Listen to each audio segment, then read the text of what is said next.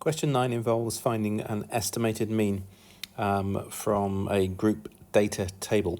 And if you look here, we have groups on the left-hand side. This one is 20 to 25, 25 to 30, and so on.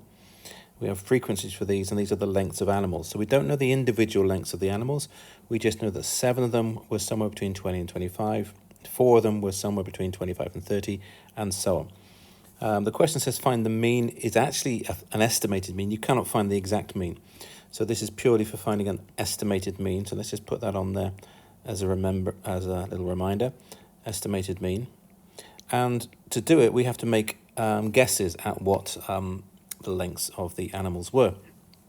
We do it by looking for the midpoint of the lengths. We go for the midpoint here as a guess for what each of these 7 animals will be. So I'm going to do a new column that says midpoint. And to find the midpoint between 20 and 25, you add those two numbers, gives me 45, divide it by 2, I get 22.5. And then for the next one, halfway between 25 and 30, I add those two numbers, 55, divided by 2, I get 27.5. And you do the same all the way down. So 30 plus 35 is 65. Half of that is 32.5. And then we end up with 37.5 and 42.5 in the same way. Now, these are the guesses. These are our assumptions. We're going to say, well, let's assume that all 7 of these, they all were 22.5. So to work out the mean, we need to know the total for these 7. So our estimated total is going to be the frequency multiplied by the midpoint. So I need another column here. I'm going to put F frequency and M for midpoint. And I'm going to multiply my frequency by my points and write them all down here. So we have 7 multiplied by 22.5. That's going to be 157.5. 4 times 27.5, which is 110. 8 times 32.5, which is 260. 8 times 37.5, which is 300. And 3 times 42.5, which is 127.5. I add all of those numbers up, so all of these, and then I get a total of 955. So that's my estimated total of the lengths of all the animals. How many animals I've got? Well, I need to total up the frequencies here, and if I add those numbers up there, I get 30.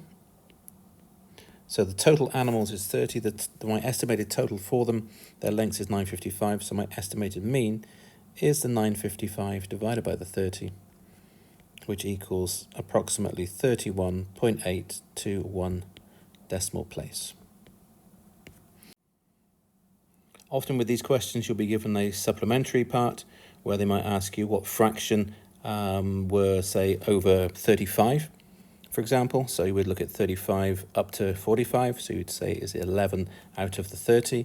Or they might ask you that as a percentage, and you would do a little proportionality table and work that out. So there could be supplementary questions based on this.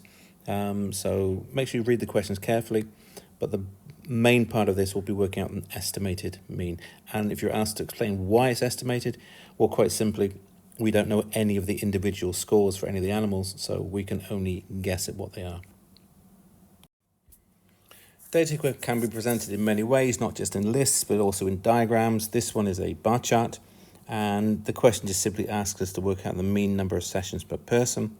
So we have 5 people, and we have 5 values. So we just look at the values. I'm going to write them down as we go through. So Adam is 2, Thomas 5, Mohammed 4, Miguel 1, and Evelyn is 7. I add those numbers up. I think I get 19. And then I divide that by, for the mean, I need to take 19 and then divide it by the number of things I've added, which is 5. And 19 divided by 5 is equal to 3.8. So the mean is 3.8 hours. So when you get data in a table, just take time to read the table properly. Where is the information? What is it saying? And then you should be able to calculate your mean from that data pretty easily. In this question, we're given a frequency table, and we're simply asked to find the range of the data. Now, the range is the largest taken with the smallest, but you need to understand the data you're looking at. The temptation is to take the biggest number in the table and take the smallest number in the table and find the difference between those, but that's not what we're looking at. In fact, we're not even looking at the frequencies. We can ignore everything in this column. Because remember, this is, in this context, it's 75 people recording the number of pens they have. So we just have numbers of pens written down. We have 11 12 times, we have 12 7 times, and so on. So the smallest number of pens anybody has is 11. And the largest number of pens anybody has is 17. So the range is simply going to be the difference between those two. The range is going to be 17, take away 11, which is 8. So the range is 8 pens. That's the difference between the biggest number of pens and the smallest number of pens. Question 12 asks us to make a comparison between the ranges of the masses of pears and oranges. So the first thing here is we have to actually calculate that. So let's look at that one. We want the range of pears. So the range of pears, and that's going to be the largest pears, take away the smallest. So the range in pears is equal to 211 minus 160. Show your calculation, which equals 51 grams. And then next we'll do the range of oranges. And that's going to be 258, which is the heaviest orange, take away 157, which is the lightest orange, and that gives us 101 grams. Now, clearly the range of oranges is bigger than the pears. So we can say that the range of oranges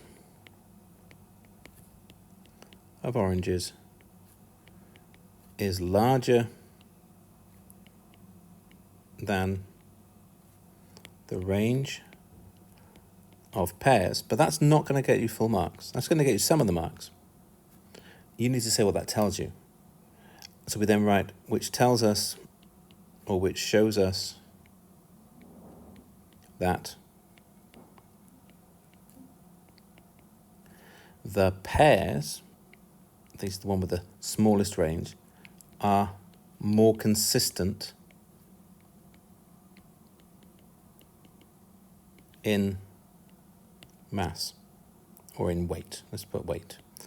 In weight.